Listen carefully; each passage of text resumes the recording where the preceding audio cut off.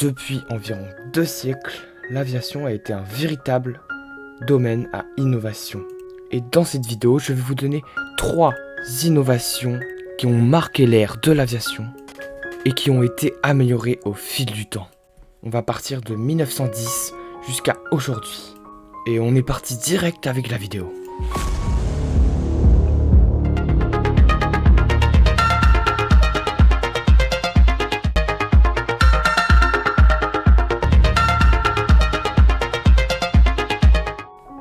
Eh bien bonjour à tous, j'espère que vous allez tous très bien et aujourd'hui comme vous avez pu savoir en intro on voit des 3 innovations dans l'aviation.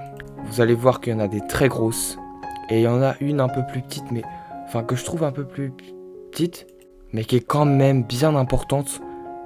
En fait vous allez voir c'est assez étonnant. Donc l'industrie de l'aviation a appris de ses erreurs à travers différents crashs et accidents aériens, mais aussi après avoir manipulé, piloter, etc. Et donc la première innovation dont nous allons parler, c'est le pilotage automatique. Apparu dès 1930, ce moment a marqué l'histoire de l'aviation, puisqu'il combine à la fois des avancées technologiques révolutionnaires et des innovations pratiques. En réalité, c'est en 1912 que tout commence, avec Lawrence Sperry, qui a développé le pilote automatique, qui a permis aux avions de rester sur un même cap, sans avoir besoin de l'attention d'un pilote. Puis jusqu'en 1930, il travailla sur son pilote automatique pour l'innover, le rendre plus compact et fiable.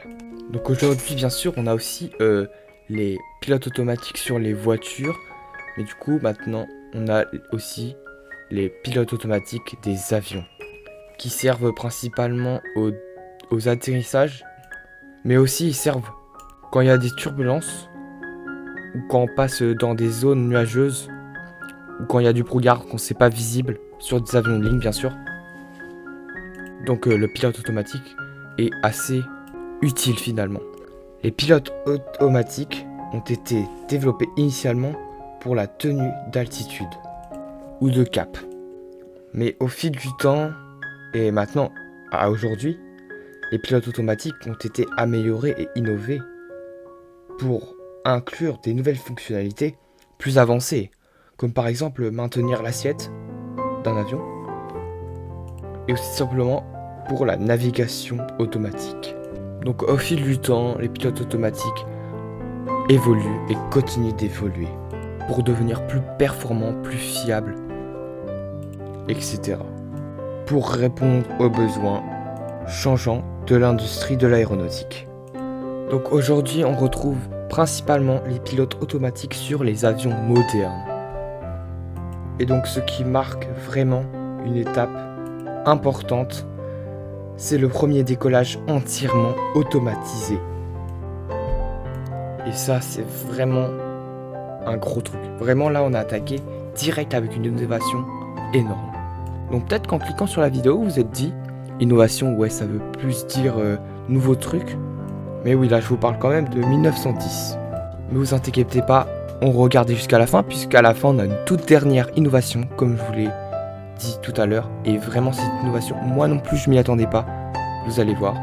Bon, c'est pas non plus foufou, mais quand même, moi, je m'y attendais pas.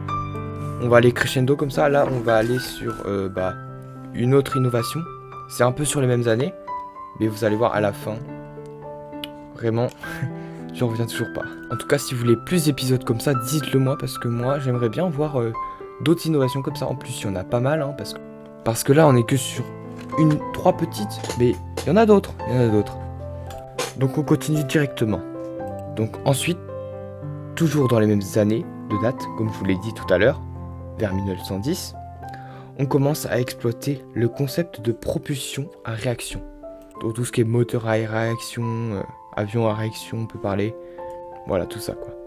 Donc, les premiers avions à réaction opérationnels ont été développés durant la période de la Seconde Guerre mondiale. Donc, dès la Seconde Guerre mondiale, on s'est dit qu'il fallait faire des avions à réaction. Mais ça restait encore un peu flou. C'était le commencement, pardon. Je sais pas.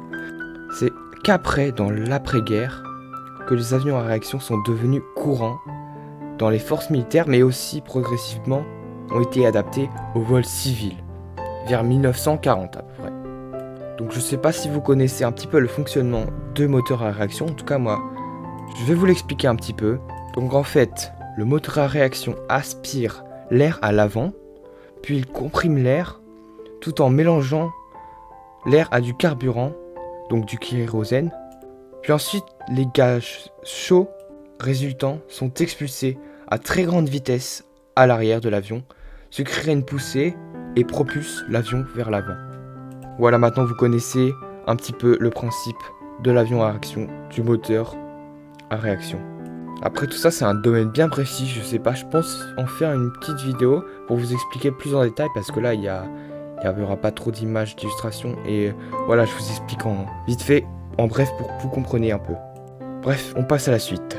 Donc on en était où? On en était à l'après-guerre, on commençait bien à avoir des avions à réaction pour les vols militaires, mais qui commençaient progressivement à aller vers le militaire. Et du coup, aujourd'hui, il y a encore plein d'innovations qui cherchent encore à être créées dans ce domaine de l'avion à réaction, du moteur à réaction. Par exemple, on veut innover avec ce moteur en réduisant par exemple la quantité de carburant, comme par exemple avec le moteur LEAP, qui est un moteur avancé, de génération avancée de turboréacteurs, qui consomme en réalité moins de carburant.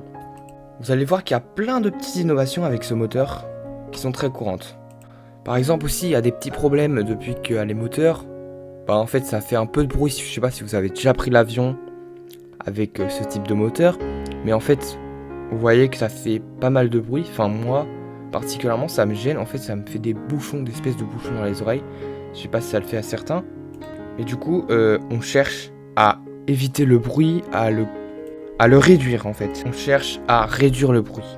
On cherche également à créer des variantes du moteur à réaction, par exemple avec des propulsions électriques ou supersoniques. Je vais pas débattre sur ça, je sais pas trop à quoi m'attendre.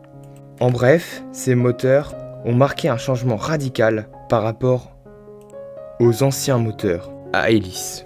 C'est une grande révolution dans l'aviation. De plus, on retrouve quelques petites innovations, comme je vous l'ai partagé il y a quelques secondes, qui cherchent à réduire l'impact sur l'environnement et ou à améliorer le confort des passagers. Ok, très bien, maintenant on passe au troisième et dernière innovation de cette vidéo. Un peu surprenante, mais beaucoup plus récente, vous allez voir. Puisque pour finir, on va parler de l'impression 3D dans l'industrie de l'aéronautique. Ouais, vous n'avez pas rêvé. Donc peut-être que ça vous surprend, peut-être que ça vous surprend pas du tout. Mais en tout cas, ça m'a énormément surpris quand je l'ai appris. Donc tout d'abord, où est placé les pièces imprimées 3D. Donc supposément qu'il y en aurait dans les pièces de moteur. Et ça c'est assez surprenant vu que moi en fait je suis pas un professionnel, je ne connais pas encore très bien le domaine de l'impression 3D, je sais pas comment réagissent les pièces. Mais ça m'étonne qu'il y en ait dans le moteur. En plus supposément que c'est dans les turbines qui se situent dans la chambre de combustion. Alors moi en fait je pensais que ça... Enfin, je sais pas, je pense que ça fond, mais non, apparemment, peut-être pas. Enfin voilà, moi je savais qu'en tout cas, ils faisaient des petites maquettes en 3D pour savoir, par exemple sur des pièces de moteur, pour après les reproduire. Mais franchement, assez étonné de savoir que ça pourrait aller dans une pièce de moteur à l'intérieur. Assez surprenant.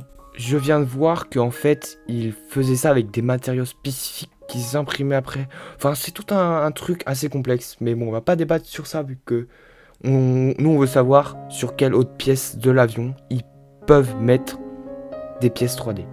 Donc, il peut aussi y avoir des pièces d'impression 3D sur les sièges, dans les cabines et aussi sur les panneaux intérieurs. Donc, en fait, sur tout l'intérieur de l'avion. Et ça pourrait permettre d'avoir des designs plus légers et personnalisés. Ça m'étonne pas par contre que les pièces 3D soient utilisées ici. Ensuite, donc c'est les prototypages et outillages, donc c'est bien ce que je parlais tout à l'heure, qui permettent bien sûr de fabriquer les pièces d'avion, etc. Donc ça, je m'étais pas trompé sur ce sujet, vraiment, j'avais bien juste. Et ça m'étonne pas du tout d'ailleurs, c'est de plus en plus fréquemment utilisé bien sûr. Dans plusieurs domaines bien sûr, pas que l'aviation. Donc maintenant on va voir les avantages, vu qu'il y en a quelques-uns et ils m'ont un peu étonné, vous allez voir. Donc il y a plusieurs avantages comme la réduction de déchets. Et ouais, en effet l'impression 3D nous permet de fabriquer des pièces avec précision et réduction et de réduire considérablement les déchets de matériaux. Et oui, oui, je savais pas non plus. En vrai, c'est très intéressant. Moi, je trouve ça vraiment trop bien de savoir ça. De plus, l'impression 3D est conçue pour être léger, tout en gardant une assez bonne résistance, ce qui est principalement recherché dans les matériaux de l'aviation. Bien sûr, pour fabriquer tout l'avion, parce que c'est ce qu'on recherche, quelque chose de léger, mais de solide, puisque pour voler, ça doit être assez léger. Je sais pas si vous comprenez un peu. Et il y a aussi, si vous avez eu l'occasion de toucher un peu des avions, de voir un peu la matière, vous verrez que c'est pas totalement dur, que c'est un peu comme c'est pas comme si tu touchais une voiture quoi. En fait, si tu marches dessus, tu peux le casser. C'est pour ça qu'il y a des endroits spécifiques où il faut marcher sur l'avion. Je parle bien sûr de ça dans des petits avions, petits avions à hélice, toujours. De plus, l'impression 3D nous permet de produire des pièces directement sur place, ce qui réduit les émissions de CO2 et favorise la production locale. Et ouais, ça aussi franchement étonnant, mais logique. Enfin, jamais j'aurais pensé que, ouais, effectivement, tu peux le faire n'importe quand. Enfin, il y a plein d'avantages en vrai. Puisque là, t'as pas besoin d'importer des pièces, de les acheter, tout ça. Tu les fais toi-même. Enfin, faut juste le matos, bien sûr. Mais bon, c'est assez cool. Et à mon grand étonnement, l'impression 3D est déjà beaucoup présente dans l'industrie de l'aéronautique. Par exemple, Airbus, Boeing, GE Aviation l'utilisent déjà. Et ça, j'étais un peu étonné. Après réflexion, quand même, je me dis que ouais, effectivement, c'est un peu logique qu'ils aient mis ça, surtout dans les intérieurs.